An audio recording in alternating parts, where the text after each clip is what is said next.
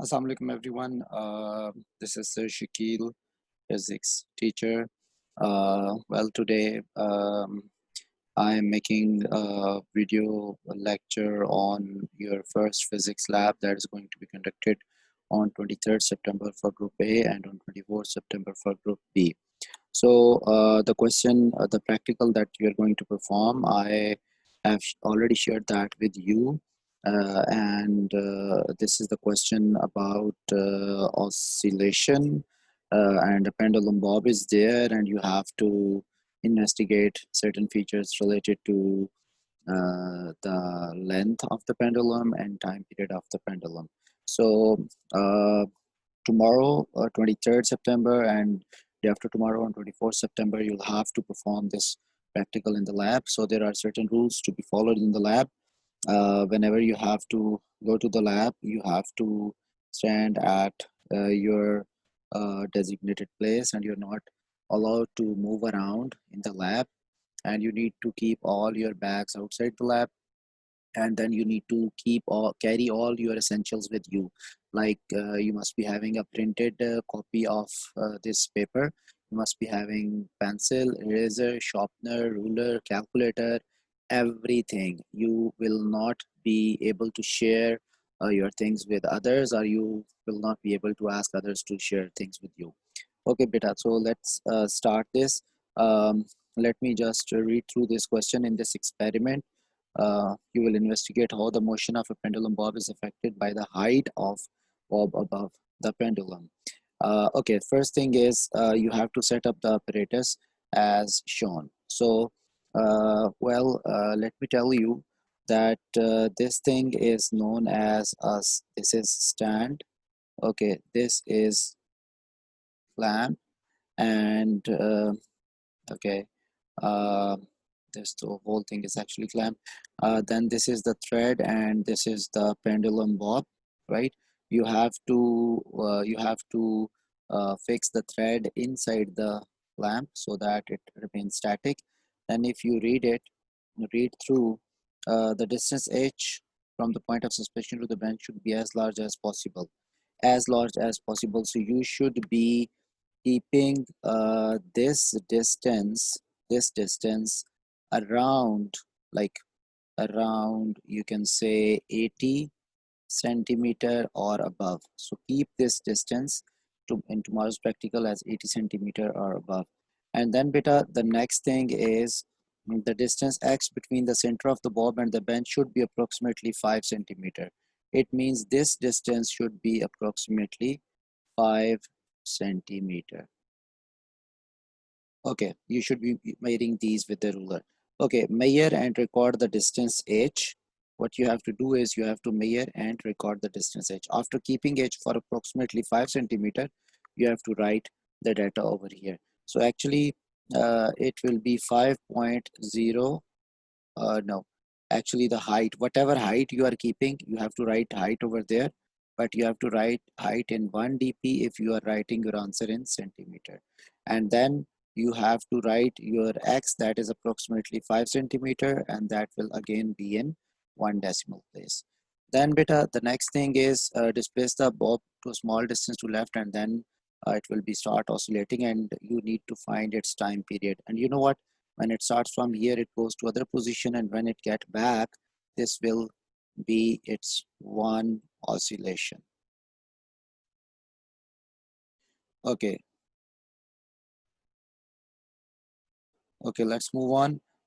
What you have to do is by timing several of these complete swings, like n, determine an accurate value for t. So this accurate is actually a hint for you, right? So first of all, keep the number of oscillations as 10, then displace it and find the time period for 10 oscillations, then again repeat it for 10 oscillations, and again repeat it for 10 oscillations. The stopwatch that you will use will be having 2 decimal places, so your answer should be up to 2 decimal places.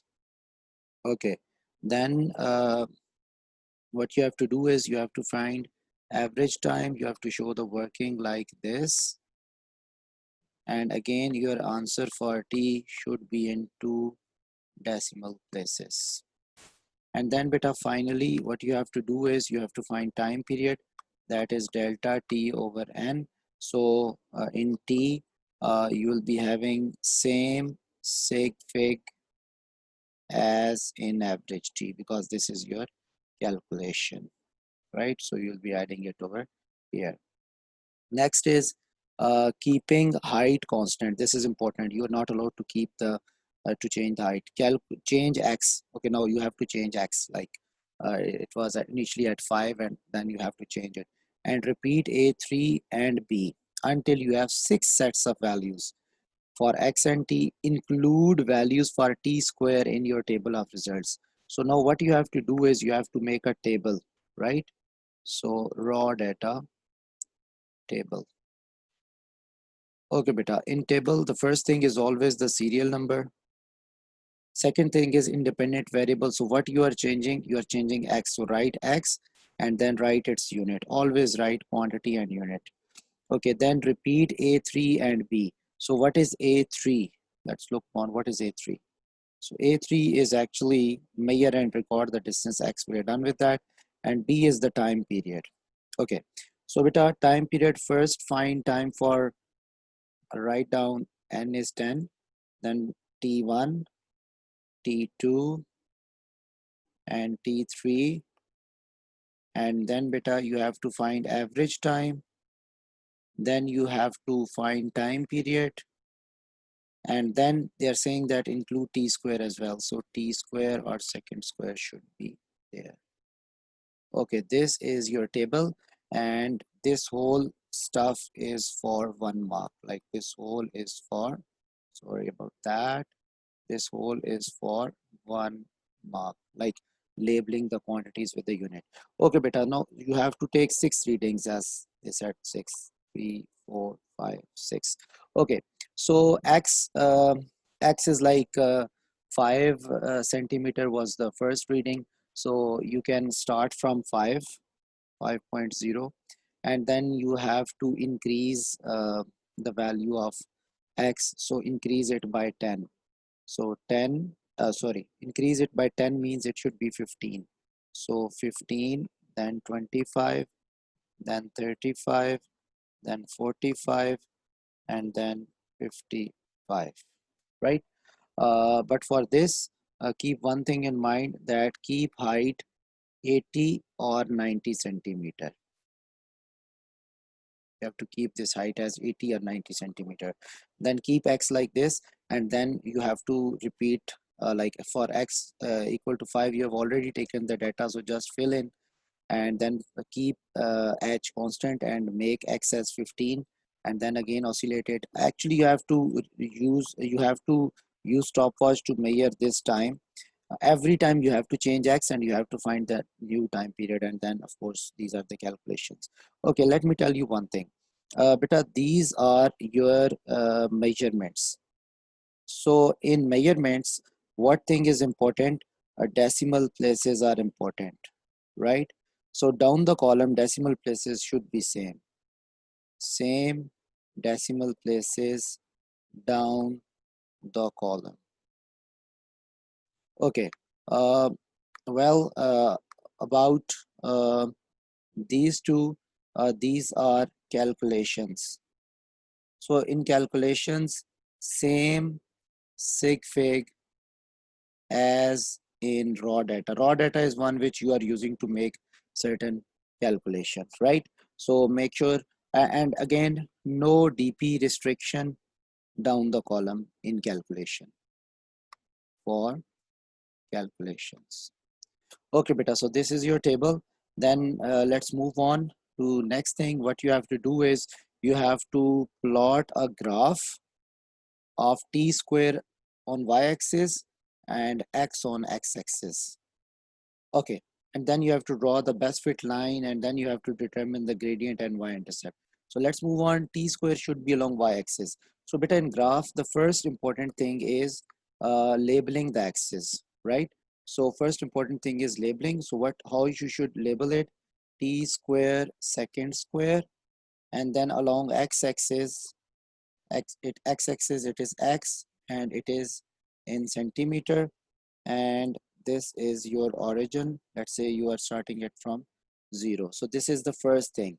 So in graph making, the first important thing is is labeling